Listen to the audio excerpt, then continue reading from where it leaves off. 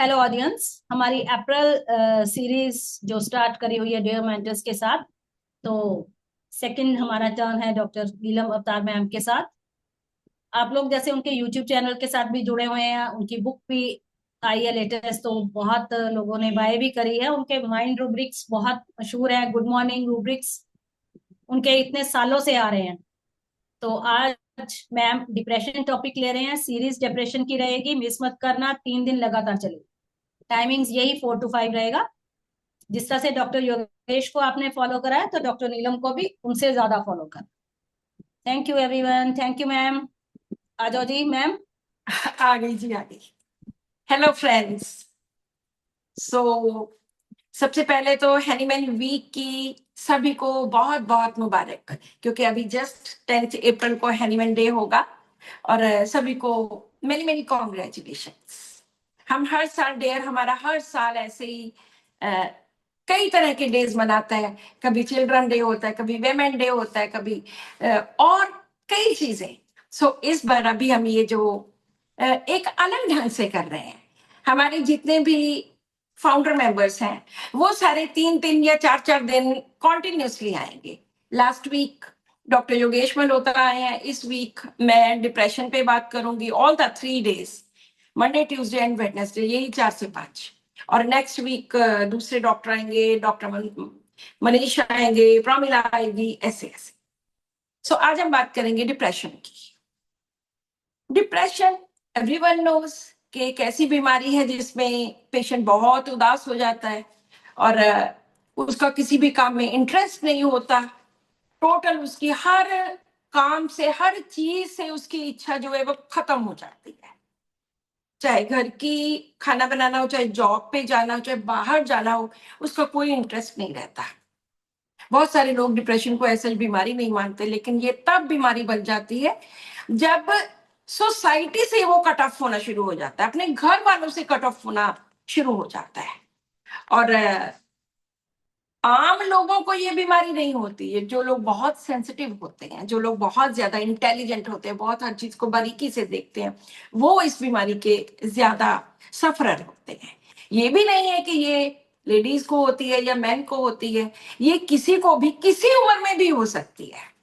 बच्चों में भी डिप्रेशन होता है। बच्चों का डिप्रेशन होता है कि वो स्कूल जाने से मना कर देते हैं कि मैंने स्कूल नहीं जाना, अकेले कमरे में बैठे रहना, पढ़ाई में इंटरेस्ट खत्म हो जाता है। स्कूल से रिपोर्ट्स आनी शुरू हो जाती हैं कि ये होमवर्क नहीं करता, काम नहीं करता। और एंगर टैंट्रम्स थ्रो करना, चीजों की तोड़ फोड़ कर देना, अकेले बैठे रहना, किसी से बात नहीं करना, इरिटेबिलिटी, चिड़चिड़ापन, ये सब कुछ बच्चों में होता है। और सबसे बड़ी बात फिर होती है जब उसकी स्कूल की परफॉर्मेंस बहुत ज्यादा खराब हो जाती है। और सब लोग, ये टीचर सब नोटिस करने लग जाते हैं कि ये जो आपका बच्चा है, ये आजकल पढ़ने में बिल्कुल भी इंटरेस्ट नहीं ले रहा। अकेला पढ़ना ही नहीं, वो खेलने में भी इंटरेस्ट नहीं लेता। अकेला जाके अलग से सब बच्चों से अलग बैठ जाता है। ये बड़ों में भी ऐसे ही होता है, बुजुर्गों में ऐसे होता है। रीजन सबके डिफरेंट होते हैं। बुजुर्गों में जैसे अकेलापन है, बच्चे जॉब पे चले जाते हैं। बच्चे आजकल, जैसे हमारे तो पंजाब में बहुत ही ये रिवाज है कि सारे के सारे बच्चे अमेरिका, कनाडा, ऑस्ट्रेलिया सब जगह पे पढ़ने चले गए और पेरेंट्स यहाँ पे अकेले रह गए। और मैंने अक्सर औरतों को डिप्रेशन के शिकार होते इस कंडीशन में देखा है।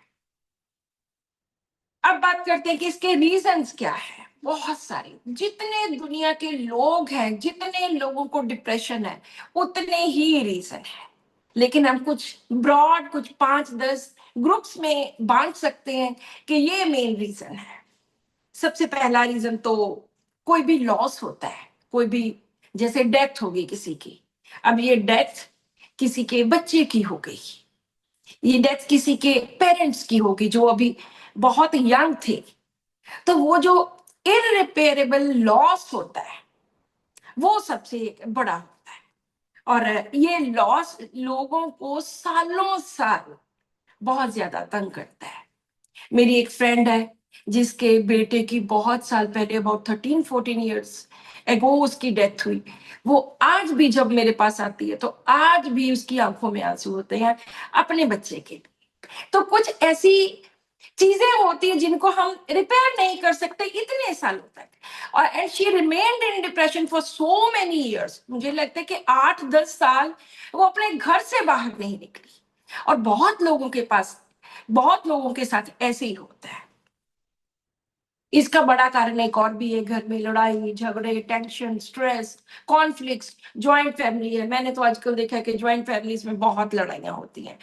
जितने भी पेशेंट्स आते हैं अक्सर यही बोलते हैं जी ज्वाइंट फैमिली है, कभी किसी की जेठानी से नहीं बनती, किसी के मदर इन लॉ से नहीं बनती, और उनमें कोई एक आधा ऐसा बंदा आ जाता है, चाहे वो औरत हो, चाहे मेल हो, फीमेल हो, कोई भी हो, जो इतना सेंसिटिव होता है कि डिप्रेशन का शिकार हो जाता है। सो लड़ाइयां झगड़े कॉन्फ्लिक्ट्स ये सब कुछ। किसी की नई नई शादी हुई है, उसको अपने घर में एडजस्ट होना है। एडजस्ट अकेली वो नहीं होती, उसके जो इन लॉज वाले होते हैं, जहां वो नई जगह पे आती, उनको भी एडजस्ट होना पड़ता है, उसके हस्बैंड को, उसके इन लॉज को। लेकिन बहुत बार देखने को मिलता है कि जो नई दुल्हन होती है उसको बहुत सारी परेशानियों का सामना करना पड़ता है, और बहुत बार डिप्रेशन में भी चले जाते हैं, क्योंकि आजकल लव मैरिज का ज्यादा ट्रेंड है। तो पेरेंट्स एक्सेप्ट नहीं करते डॉटर इन लॉज को।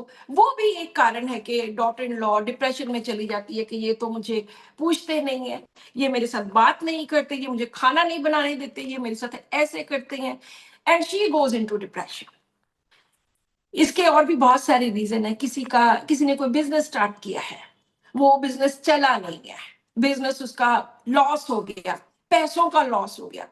किसी ने पैसे लिए हैं, किसी ने पैसे वापस नहीं किए, किसी ने किसी पेशेंट की जमीन अपने नाम लगवा ली जो 50-60 लाख या करोड़ रुपए की थी। तो ये जो फाइनेंशियल लॉस होता है, बिजनेस लॉस होता है, पैसों का लॉस होता है, उस वजह से भी डिप्रेशन होता है। क्योंकि हम बहुत बार मैं देखती हूँ कि पेशेंट आते हैं, ये भी एक बहुत बड़ा लॉस है जिसके कारण पेशेंट को डिप्रेशन हो जाता है। कोई भी ऐसी घटना, कोई भी ऐसी दुर्घटना, कोई बात हुई हो, चाहे वो एक एक्सीडेंट ही हुआ हो, तो वो भी कारण बन सकता है डिप्रेशन का।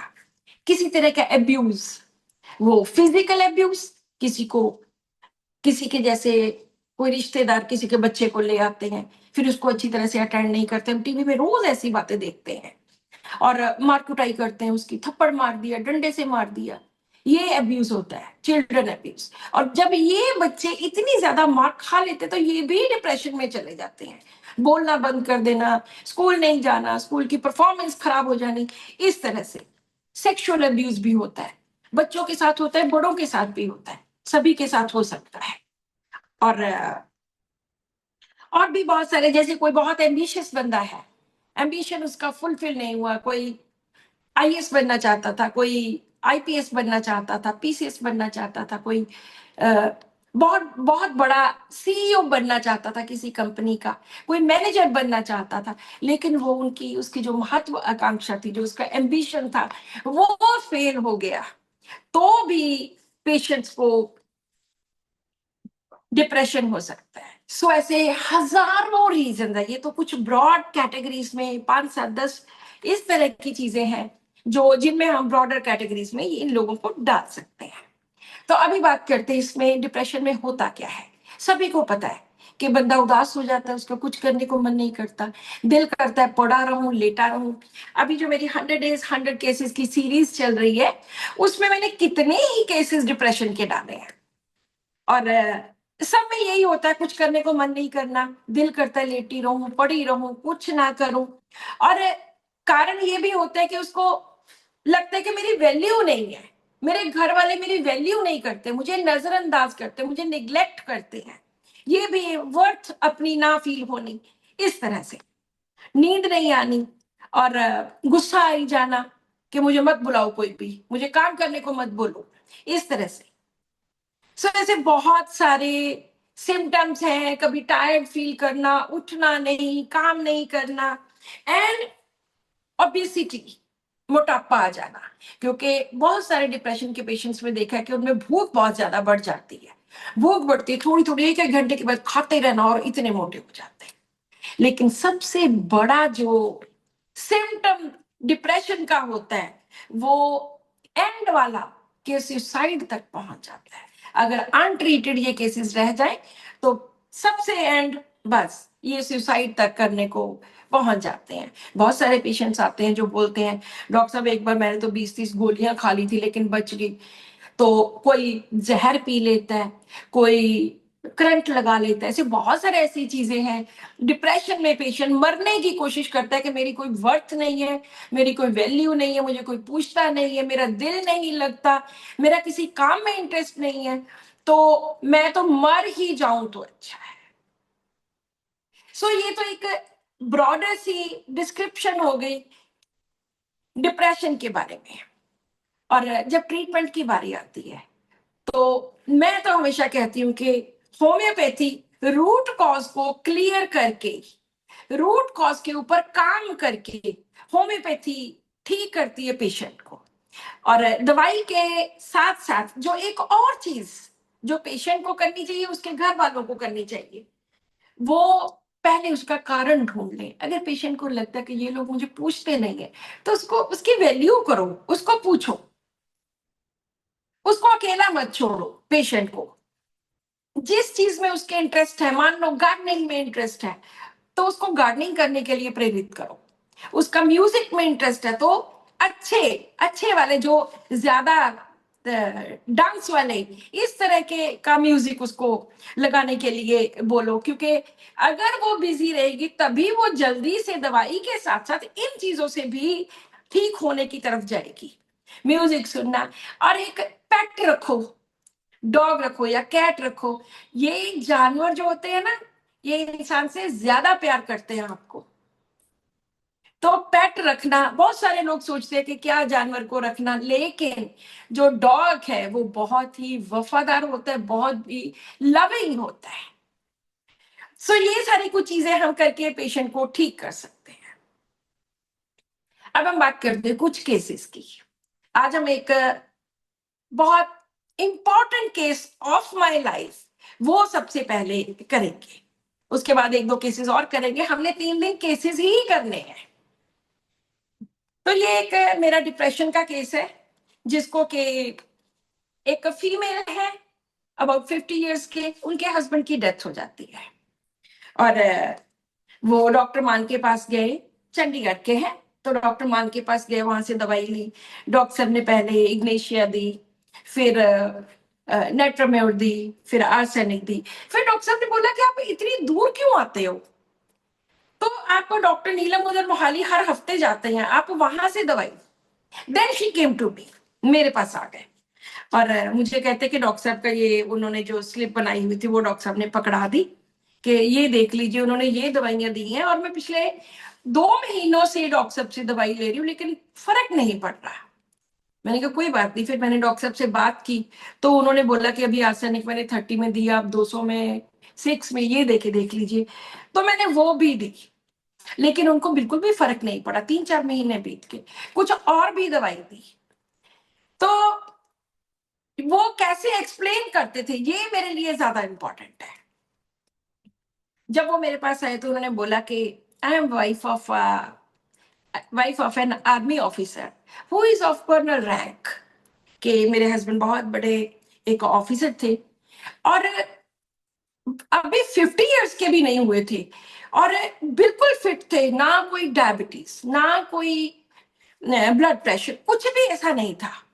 और रोज एक्सरसाइज करते थे, जिम जाते थे, वॉक करते थे, कभी उनके सिर दर्द भी नहीं हुआ था, कभी उन्होंने एक गोली तक नहीं खाई थी।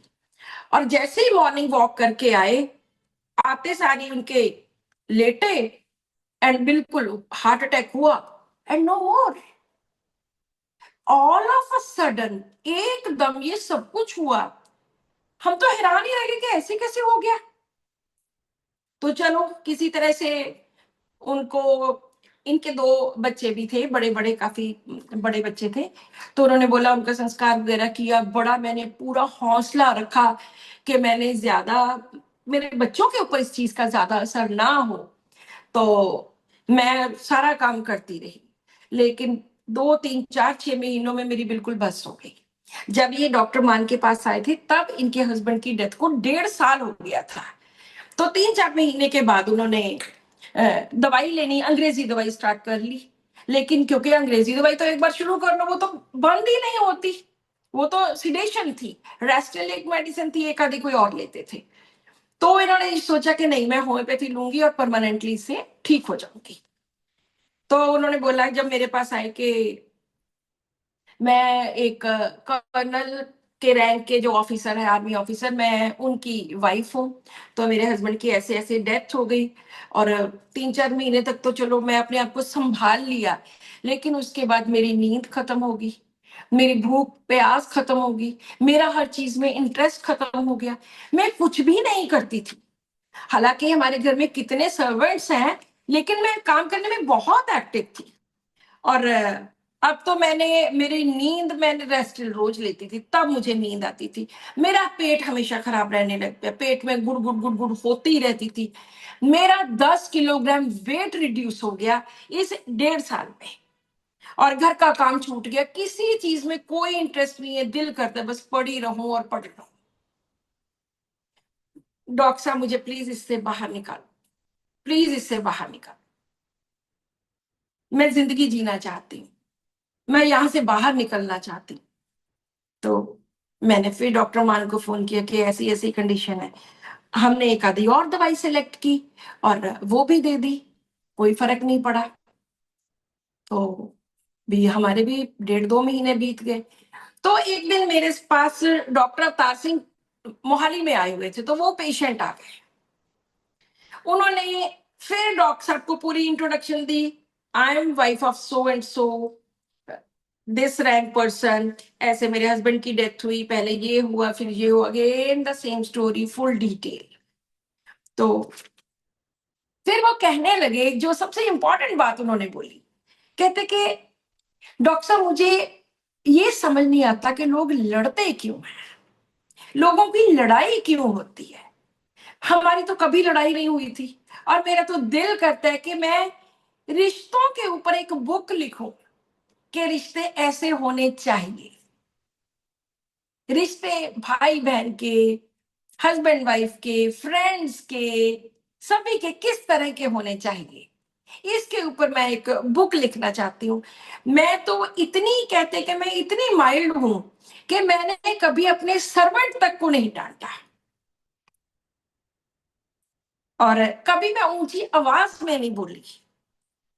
तो लोग पता नहीं क्यों लड़ते हैं, क्यों ऐसा करते हैं।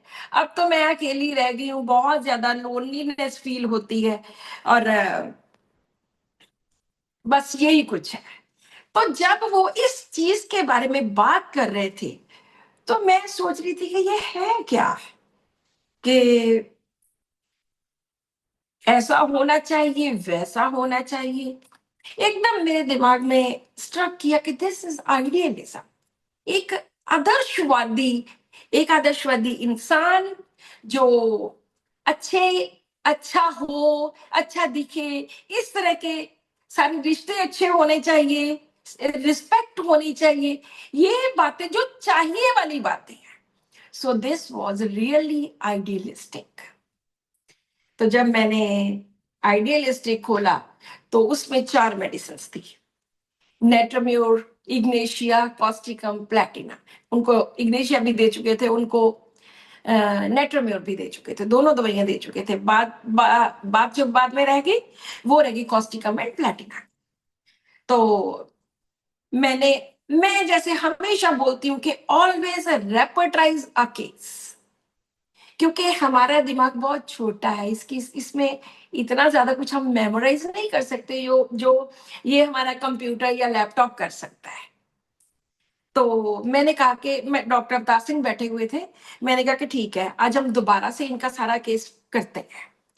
तो मैंने कहा पहला तो इसका रीजन, हर डिप्रेशन के केस में रीजन बहुत इंपॉर्टेंट होता है। तो मैंने कहा पहला इसका, इनका reason element from death of husband, वो हमारे जो रूब्रिक है element from death of loved ones, from parents और फ्रेंड्स ऑफ, वो रूब्रिक लिया। उसमें इसमें 11 मेडिसिन है।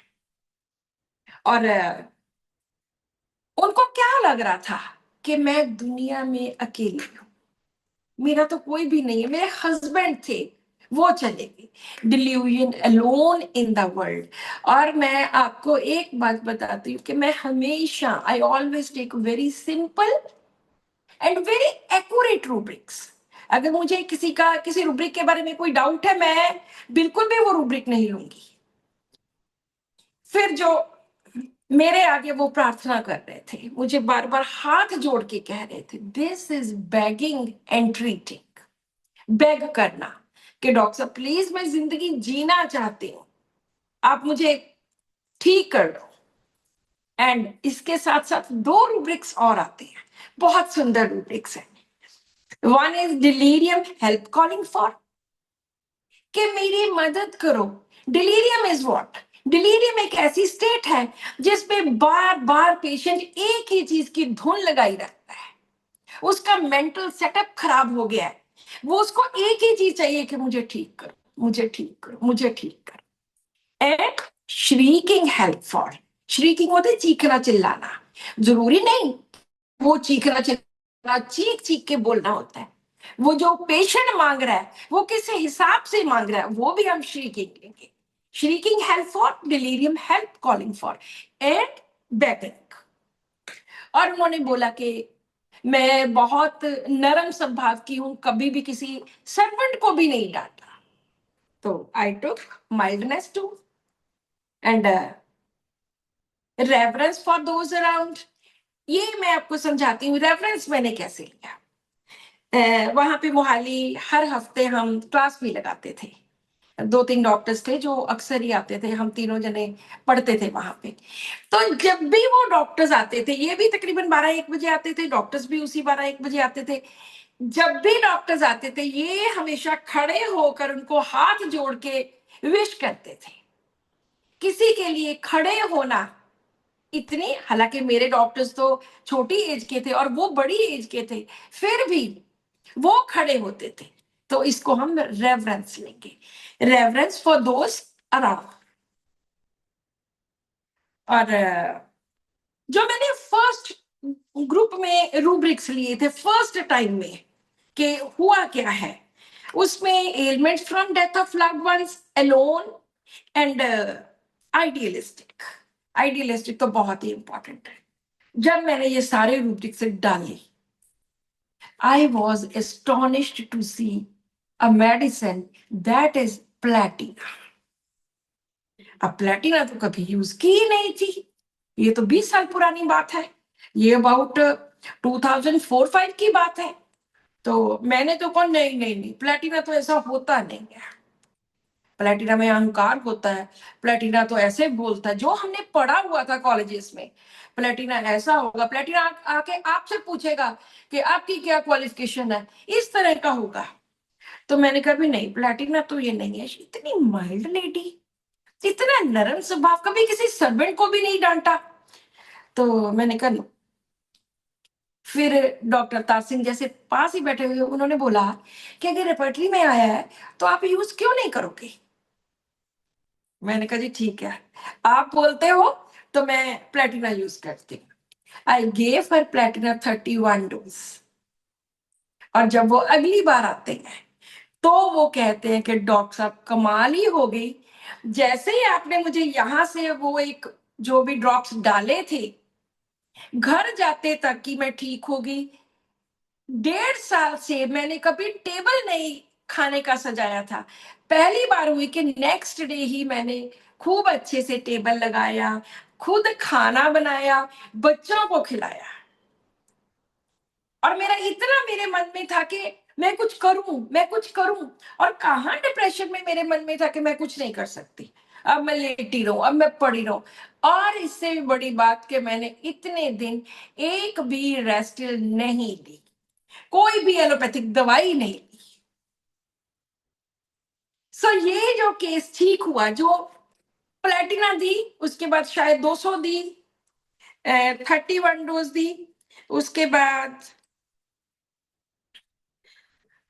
She is much better. Previously I use to take many sedatives, उसके बाद कोई सेडेटिव नहीं लिया। और उनको वाईएस जो है हमारी सेकलेग वो कंटिन्यू चलती रही, नो मोर मेडिसिन गिवन। और 100% जब 5-4 महीने दी, उससे बिल्कुल ठीक हो गए। तो जो वो एक बात बोलते थे, मेरे मन में एक ही बात थी। मैं हमेशा क्या करती हूँ कि जब कोई केस बहुत अच्छी ढंग से इस तरह ठीक होता है, तो मैं उस केस को, उस पेशेंट को सामने रख के दवाई, डॉक्टर सैगल्स की जो बुक है परफेक्ट मटीरिया मेडिका, वो मैं सामने रख के सारी दवाई पढ़ती हूँ। और जितने भी रूब्रिक्स इस पेशेंट के साथ या किसी भी पेशेंट के साथ मैच होते हैं, फिर मैं उनको पूरी डिटेल में लिख लेती हूँ। जब मैंने इनके रूब्रिक्स लिखे तो there were more than 100 rubrics of platina जो उस लेडी में मैंने देखे। इनको बाहर जाने से बहुत घबराहट होती थी, डर लगता था, क्राउड में नहीं जाते थे, शोर नहीं बर्दाश्त कर सकते थे, वो सारा कुछ इसमें था। और जो एक बात वो बार बार बोलते थे, I am wife of so and so, I am wife of so and so army officer, colonel rank person, what was that? That is exclusive. जरूरी नहीं है कि ईगो हो, ईगो होती है अहंकार, जरूरी नहीं है कि प्लेटिना में ईगो हो। प्लेटिना वो लोग होते हैं जो पीरियोडिक टेबल के बिल्कुल सेंटर में है, बहुत टॉप पे पहुंचे हुए हैं। कहते हैं Aurum is gold and gold is king and Platina is queen.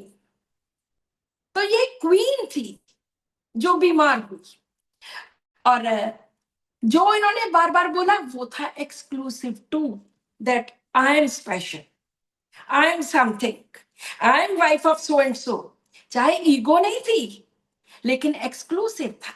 Exclusive means I am special, ये था उनमें। Importance, feels his importance, pompous, के मुझे इंपॉर्टेंस दो, आई एम सो एंड सो। सो इस तरह से ये प्लेटिना का केस ठीक हुआ। अगर इनके मैं कुछ और रूब्रिक्स बताती हूँ, ये कहते थे कि मेरा बिल्कुल भी किसी के बीच में बैठने को मन नहीं करता, चाहे मैं अकेली हूं, लेकिन फिर भी क्राउड से, कंपनी से, भीड़ से मुझे बहुत ज्यादा चिढ़ है, I don't want to go there. ailments from appointment, ailments from grief, death, anxiety company in, anxiety conversation, anxiety in a crowd। मैं तो हैरान हो जाती हूँ कि कहां कहां से ये रूब्रिक्स लिए होते हैं, कहां कहां से इनकी कलेक्शन हुई है। बड़ी कमाल की बात होती है। डिल्यूजन बीइंग नोबल, जैसे हमने इधर माइल्डनेस ली है, नोबल वही हो गया ना कि बहुत अच्छा बंदा है। Conversation aggravate, discouraged, dullness, exclusive to, fastidious, fear in a crowd, forsaken feeling, grief, quiet disposition, वगैरह वगैरह, and so many things also। तो ये प्लेटिना से केस ठीक हुआ। इसके बाद मैंने प्लेटिना के आइडियलिज्म को पकड़ लिया कि अगर प्लेटिना है तो उसमें आइडियलिज्म होता है। हालांकि आइडियलिज्म में नेट्रोम्योर भी है। अभी तो 8 मेडिसिन जो मैंने बुक गाइड टू रूब्रिक्स लिखी, इसमें 8 मेडिसिन है, आई थिंक शायद 8 से भी ज्यादा होगी है। तो पहले तो 4 ही थी, natrum mur and this causticum, ignatia and platina. अगर इसके पैरेलल में कोई दूसरी आगे दवाई देखती हूँ, इग्नेशिया देखती हूँ, इग्नेशिया में कोई भी लोनलीनेस नहीं है, अकेलापन नहीं है, ना नेट्रोम्योर में है, बेगिंग एंड ट्रीटिंग नहीं है, डिलीरियम हेल्प कॉलिंग नहीं है, एक्सक्लूसिव टू नहीं है, वो नेट्रोम्योर में है। एक्सक्लूसिव टू में सिर्फ 3 ही मेडिसिन है, प्लेटिना, नेट्रोम्योर एंड कैलकेरिया का। और नेट्रोम्योर को मैंने बहुत बार एक्सक्लूसिव टू में यूज किया है। रेफरेंस फॉर दोज में इग्नेशिया नहीं है, हालांकि बहुत हाई मॉरल्स हैं। तो इग्नेशिया में सिर्फ 5 रूब्रिक्स आते हैं और प्लेटिना में 11 रूब्रिक्स आते हैं, 11 के 11, all this along with so many other rubrics। so इस तरह से अगर हम रीजन को जानते हैं, रीजन को जानने की कोशिश करते हैं, या वो patient what he says, how he says, why he says को कंसिडर करते हैं, तो आई थिंक हम बिल्कुल उसके सेंटर तक पहुंच जाते हैं।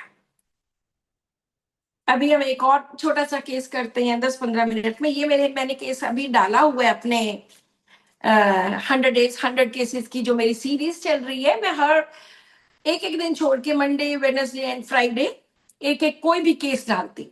तो अभी 84 केसेस हो गए हैं, 5-6 महीने हो गए चलते हुए।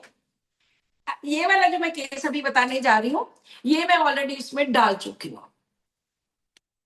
इसमें मैं रीजन देखना आप, बहुत सारे लोगों ने देखा भी होगा, बहुत सारे लोगों ने नहीं भी देखा होगा, लेकिन ये एक पेशेंट है, लेडी है 47 इयर्स के। ये कहते हैं कि मेरे बहुत ज्यादा बॉडी एक्स होती है, सारा दिन शरीर दुखता रहता है, कुछ करने को मन नहीं करता, डिप्रेशन हो गया है, 5-6 महीने 6 महीने हो गए और उठती ही नहीं हूँ, काम भी नहीं करती, उठा ही नहीं जाता, पैर दुखते हैं, टांगे दुखती हैं, सारा दिन मैं पड़ी रोती रहती। मैंने कहा जी ऐसा क्या हुआ, 5-6 महीने से है तो कुछ ना कुछ तो हुआ होगा। अक्सर पेशेंट इस स्टेज पे बोलते हैं कि नहीं जिन्हें कुछ नहीं हुआ, सब ठीक है, लेकिन मुझे पता होता है कि इसके पीछे कोई ना कोई रीजन है। रीजन के बिना कोई भी बीमारी नहीं हो सकती। हाँ, पेशेंट नहीं बताता आपको, वो अलग बात है। तो मैंने कहा जी नहीं, कुछ भी अगर हुआ है तो रीजन तो डेफिनेटली होगा। कहते क्या बताएं रीजन क्या है, छोड़ो आप ऐसी ही दवाई दे दो। मैं क्या, हम ऐसे दवाई नहीं देते, हमें रीजन बताना पड़ेगा आपको। देन शी सेड के डॉक्टर साहब मेरे हस्बैंड की मेरे साथ एक दिन लड़ाई हो गई। मैंने कहा किस बात से, हस्बैंड वाइफ का तो रिलेशन ही ऐसा कि वो तो लड़ाइयाँ तो चलती ही रहती हैं। तो शी सेड के मैं फेसबुक देख रही थी और उन्होंने देखा फेसबुक, मेरा फोन पकड़ लिया, फोन में देखा फेसबुक में मेरे इतने बड़े फ्रेंड्स हैं, तो सबके होते हैं। तो उनको बड़ा गुस्सा आया, भी तुम्हारे इतने बड़े फ्रेंड्स हैं फेसबुक पे, तुम किन किन से बातें करती हो, तुम क्या करती हो उनके साथ, ये वो बड़ा कुछ बोल दिया। मेरा बेटा भी वहीं बैठा, मेरी बेटी भी वहीं बैठी।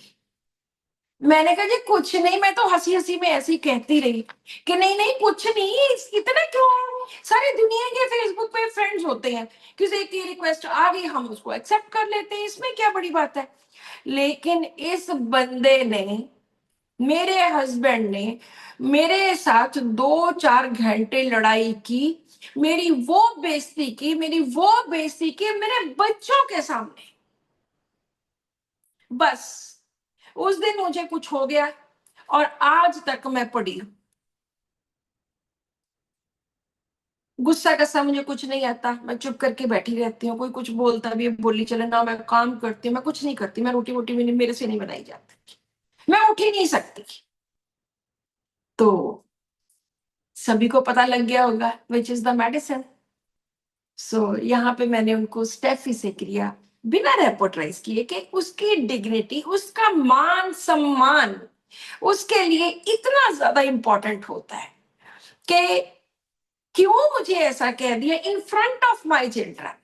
अगर शायद वो उसको अलग से कहते तो शायद उतना इफेक्ट ना होता, लेकिन इन्होंने मेरी बेइज्जती की मेरे बच्चों के सामने। बच्चे क्या सोचते होंगे कि हमारी माँ क्या करती है।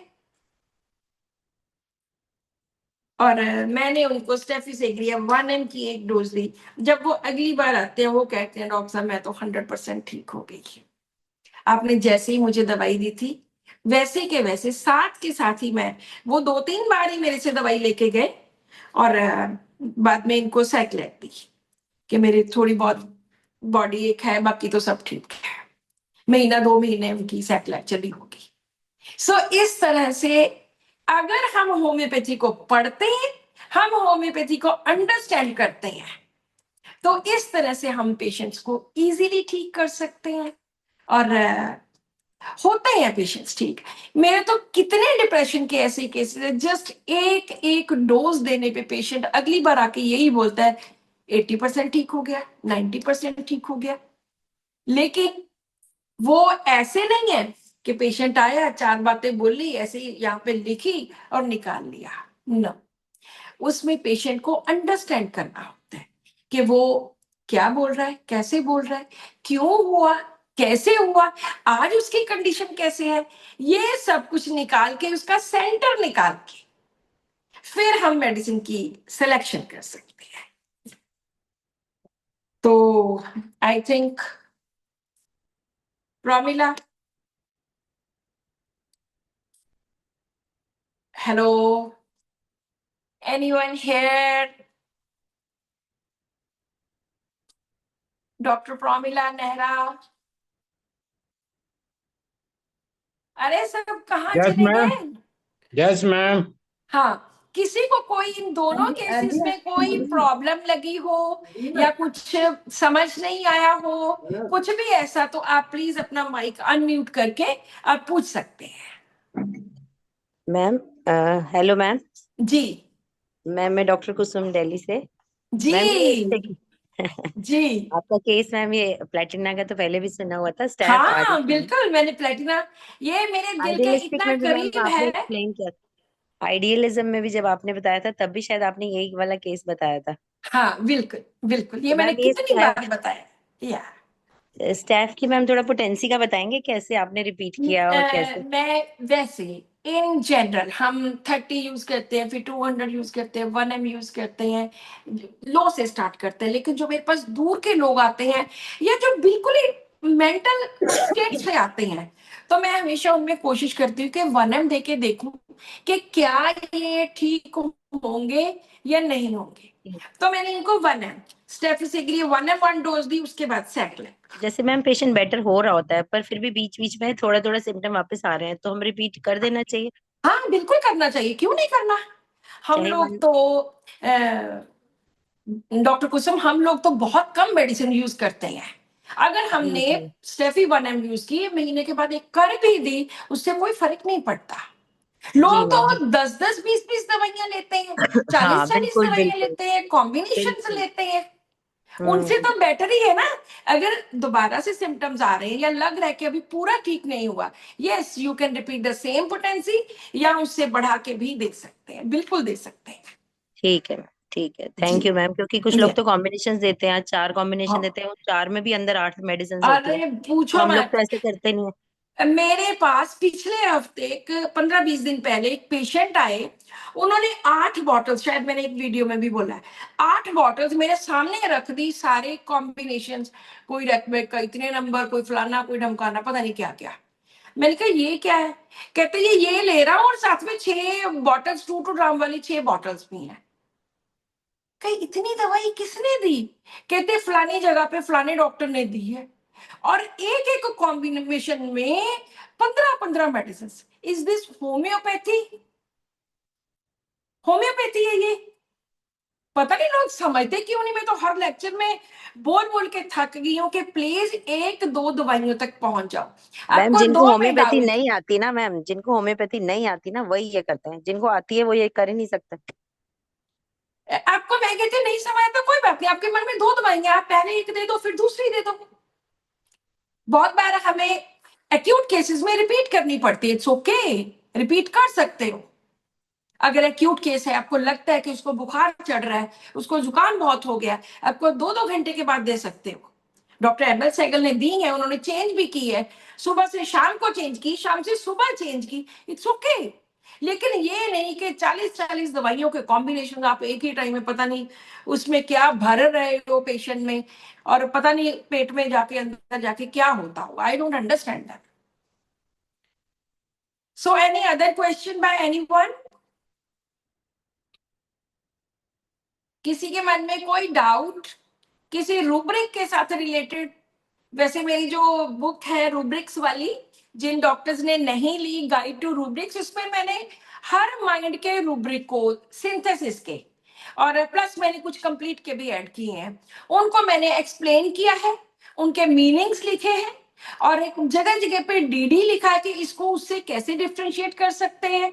और जिनके मेटाफॉर्स लगता है कि इनके मेटाफॉर्स इंपॉर्टेंट है, तो वो मैंने वहां पे मेटाफर्स भी लिखे हैं। सो जो भी डॉक्टर्स लेना चाहे मेरे साथ मैम बात कर मैम मैं सकते हैं, यहाँ मुझे एक बात फोन पे कहना मैसेज। चाहूंगी। सभी लोगों को कि मैम की ये बुक जरूर पढ़ें। मैंने जब से पढ़ी है, मेरे डिप्रेशन के, एंजाइटी के, इवन शिजोफ्रेनिया के केसेस मैम ऐसे निकलने लगे हैं, ऐसे ही। जो वेरी पहले गुड, वेरी। जिसमें आई एम स्ट्रगल करना प्राउड पड़ता ऑफ था। You doctor Kusum Chopra, I am proud of you, you know why? Thank you yes, so much ma'am, yes या थैंक यू या सो मच। तो जी, अगर हमें मेटाफोर्स नहीं भी आते, बट बेसिक अगर हम रूब्रिक्स भी सीख जाए ना मैम के तरीके से, तो उससे एग्जैक्टली, भी हमें काफी रिजल्ट मिलते हैं। एग्जैक्टली, एग्जैक्टली, कोई मेटाफोर्स की जरूरत नहीं है। आप सिंपल रूब्रिक्स लगाइए। अब देखो प्लेटिना में मैंने बिल्कुल सिंपल रूब्रिक्स लगाए हैं और 100 से ज्यादा रूब्रिक्स निकले। और जब मैंने इसको पढ़ा, मैंने चाइना प्लेटिना, एक बार चाइना से मैंने सोरियासिस का केस ठीक किया था 2 रूब्रिक्स लगाकर। 40 साल पुराना उनका सोरियासिस था।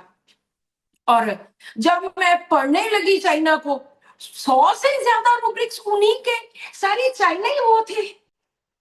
इस तरह से सो गुड इवनिंग आज का मैम। हम सेशन यहाँ पर ही स्टॉप करते हैं। कल हम मैम फिर से, हाँ जी जी जी, मैम, जैसे डॉक्टर सुनीता अग्रवाल। हाँ जी मैम। जैसे आपने बताया कि उसको लड़ाई झगड़ा पसंद नहीं था, और तो इसके लिए हम हार्मनी डिजायर फॉर क्यों नहीं ले सकते? क्योंकि उसमें एक आधी मेडिसिन है, मेमिलस मेडिसिन है। अच्छा अच्छा। हम सुनिए, जब भी हम रेपर्टराइज करें तो हम वो रूब्रिक्स लें जिनमें थोड़ा हमारे पास दायरा बड़ा हो। जी अब हार्मोनी डिजायर ले लो, हमेमिलस का कोई रीजन नहीं है, मेमिलस का इसमें कोई वो आ नहीं रहा, जी तो जी इस तरह से हम वो नहीं ले सकते। हम जो जी भी इसमें फ्रंट में जो 3-4 दवाइयां, उनमें से देख सकते हैं कि इसमें क्या है। पल्साटिला, इग्नेशिया, नेट्रोमेर, पल्साटिला, प्लेटिना, ये 4 दवाइयां फ्रंट पे हैं। इग्नेशिया, नेट्रोमेर हम पहले दे चुके थे, पल्साटिला जैसी वो लगती नहीं है, और इसलिए फिर प्लेटिना दी। सो अगर हार्मनी डिजायर लें तो हम एमिलस वाला कोई थीम ही नहीं है इसमें। जी जी हम एमिलस की मेरी एक वीडियो बनी हुई है, वो जी आप सुनिए, बहुत इंटरेस्टिंग है। जी जरूर। मैम जी, एक क्वेश्चन हार्मोनी और था। डिजायर में तो बहुत सारी मेडिसिन है मेरे ख्याल से, अच्छी खासी मेडिसिन। किसमें? ये फिर नई एडिशन होगी हार्मनी डिजायर, जो पहले थी वो तो एक ही हाँ, मेडिसिन थी। इसमें कार्सिनोसिन भी है, लैक इक्विनम भी है, और बहुत सारी, शायद एक मिनट। और बहुत सारी मेडिसिन, वो फिर उसमें नई एडिशंस रोज होती हैं, तो हो सकता है कि रडार में या और सॉफ्टवेयर्स में आती हूँ। अदरवाइज तो हार्मोनी डिजायर में अकेली हेमेमिलस हुआ करती थी। हमें तो बहुत सालों, 30 साल पुरानी मेडिसिन पता है, उसमें सिर्फ एक थी, अब तो उसमें 10-10 हो गई किसी भी रूब्रिक में। मैम एक जी, क्वेश्चन और था, जैसे आपने ये अच्छा, केसेस लिए, ये बहुत शॉर्ट केसेस थी, जैसे क्लियर कट हिस्ट्री हमको मिल रही है, जैसे क्रॉनिक डिप्रेशन का पेशेंट आता है कि बहुत सालों से है, तो ऐसे केसेस में हम कैसे डील करेंगे इसको? अगर कौन आता है? क्रॉनिक केस आती है डिप्रेशन की, जो हाँ हाँ बहुत बहुत सालों से चलती आ रही है, हाँ हाँ, बहुत बिल्कुल। सारा मेडिकेशन लिया है, हाँ, और तो ऐसे केसेस को हम कैसे डील करेंगे जहां सेम हमको वे, क्लियर कट एलिमेंट्स फ्रॉम नहीं है? नहीं, जो भी है सेम वे, सारी उनसे हिस्ट्री लेनी है, चाहे 1 घंटा लग जाए कि क्या करने को मन करता है, क्या नहीं करने को मन करता है, किसी के साथ लड़ाई झगड़ा, कुछ भी, कोई डेथ, कोई एक्सीडेंट, क्योंकि रीजन कोई ना कोई मिल जाता है हमें, तो सेम वे से हमने लेना है। कई बार पहली बार में बहुत सारे जैसे ऑनलाइन पेशेंट्स होते हैं, पहली बार में दवाई नहीं सूट करती, तो उनको होता है जी अब दवाई नहीं सूट की। मैंने कहा सर आपके 10 साल से बीमारी है, तो 10 महीने तो दो ना दवाई को। जरूरी नहीं होता कि आप पहली बार में ही दवाई दे। अब इनको प्लेटिना वाला केस था, वो 4 महीने से दवाई ले रहे थे, कभी हमने इग्नेशिया दी, कभी नेट्रोमेर दी, आर्सेनिक दी, काली ब्रोम दी, तो 5वीं दवाई उनकी प्लेटिना आई। जी लेकिन केस पूरा इसी तरह से ही चलेगा, सारी पूरी हिस्ट्री लेकर। जी जी और वो चीज जो बार बार वो बोल रहे हैं, ये मैंने बहुत बार बताया हुआ, बहुत बार मैं देखती भी हूँ, वो चीज जो वो बार बार बोलते हैं कि ये ऐसे हो गया, ये ऐसे हो, उसको नहीं छोड़ना। चाहे वो ब्रॉड उसमें लिख लो, मोटे अक्षरों में लिख लो कि ये नहीं छोड़ना। और जब रूब्रिक की सिलेक्शन होगी तो उसको सबसे पहले लेना है, और चाहे वो 10वीं मेडिसिन हो, चाहे वो 15वीं मेडिसिन हो। तो इस ये नहीं कि मान लो 15 रूब्रिक्स लगाए या 10 रूब्रिक लगाए, उसमें 4 रूब्रिक एक में आ गए, 3 एक में आ गए, और जो फ्रंट में आ गई वो दवाई देनी नहीं। जिस दवाई में उनका रीजन या उनकी बहुत इंपॉर्टेंट बात जिस रूब्रिक में आई है वो हमारे लिए ज्यादा इंपॉर्टेंट है। क्रॉनिक केसेस में भी हम ऐसे करते हैं। Thank you madam. मैम एक क्वेश्चन, जी जी जी बोलिए। प्रोलैप्स को हम किस डिग्री तक ठीक कर सकते हैं? मतलब जैसे फीमेल्स में आ जाते हैं प्रोलैप्स ऑफ यूट्रस के केसेस, तो हम किस लेवल तक कैसे उसको मतलब देख पाएंगे? आई थिंक ये आज के हमारे टॉपिक से थोड़ा डिफरेंट है। तो प्रोलैप्स में मुझे तो लगता, जो मैं सोचती हूँ कि 2nd डिग्री तक का ही हम ठीक कर सकते हैं। अगर बिल्कुल यूट्रस बाहर ही निकल गया है, 3rd 4th डिग्री में आ गया है, बिल्कुल निकल गया बाहर, तो आई थिंक उसको तो टेक्निकली मैकेनिकली जो ठीक होगा वो ही होगा। जी मैम मैं इसमें ऐड कर दूं कुछ? हाँ जी बिल्कुल बिल्कुल डॉक्टर प्रमिला। देखिए प्रोलैप्सिस जो होता है ना, आप पहले ये देखिए कि प्रोलैप्सिस का प्रोलैप्सिस है या आपका किस चीज का prolapsis है ना, रेक्टल प्रोलैप्सिस है।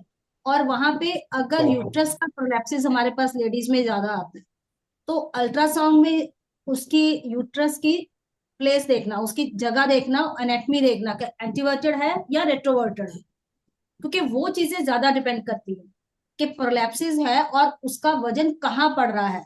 और अगर वो 4th डिग्री है, लास्ट डिग्री हमारे पास आता है, तो डैमेज कितना है, सारी चीजें काउंट करके अगर 4th डिग्री पे अभी आया है और डैमेज कम है, हम रिकवरी कर सकते हैं, बट विद मैनेजमेंट ओनली।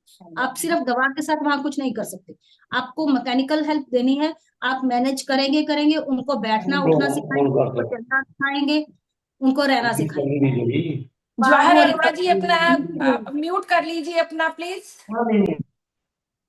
उसके बाद यस उनकी रिकवरी स्टार्ट होगी। नहीं तो जिस तरह से मैम ने कहा है कि 2nd डिग्री तक तो हम दवाइयों से कर ही सकते हैं, लेकिन विद ऑन 3rd डिग्री जब थोड़ा बहुत वो दिखने लग जाता है हाँ उसका फेस, फिर हम कर सकते हैं, लेकिन मैनेजमेंट की जरूरत है। हमें बताना पड़ता है आपको इस तरह से ही बैठना है, बैठना, आप हाँ बिल्कुल पैरों के बिल्कुल बल नहीं बैठिएगा, है ना, या आपको बिल्कुल भागना नहीं है, आपको बिल्कुल। कोई वजन नहीं उठाना है, या आपको खांसी नहीं होनी चाहिए ज्यादा, और पैरों के भार नहीं बैठ सकते, बहुत पैरों के लेडीज को बल नहीं आदत बैठना, होती पैरों है। के बल नहीं बैठना है। हम्म 4th स्टेज में आपको अनेटमी वगैरह सब कुछ देखनी पड़ेगी कि थैंक यू। उसका प्रेशर कहाँ पड़ रहा है। Any other question regarding this depression and these 2 cases? मुझे लगता है कि हम आज यहाँ पर ही विराम लगाते हैं, और कल हम फिर से 4 बजे आएंगे, एंड प्रमिला उसमें ग्रुप में नया जो भी है इनका वो डाल देंगे, और कल भी और परसों भी दोनों दिन हम नए नए और केसेस करेंगे। बिल्कुल मैम, थैंक यू मैम, या thank you so much, thank you everyone. Thank जी यू।